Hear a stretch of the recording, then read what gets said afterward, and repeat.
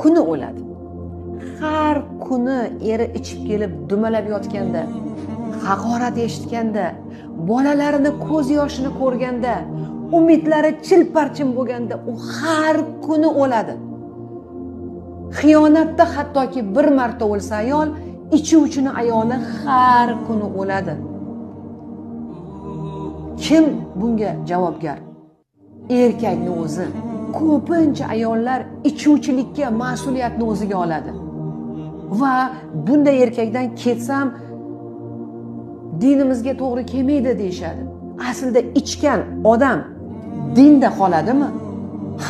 Musulmonchilikda umuman harom qilingan aroq.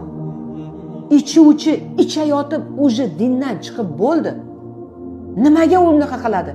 Nimaga ayolga bu ruxsat berilmaydi? Shuning uchun ichuvchini ayolini bitta mas'uliyati o'zini sog'ligini, bolalarini sog'ligini va kelajagi uchun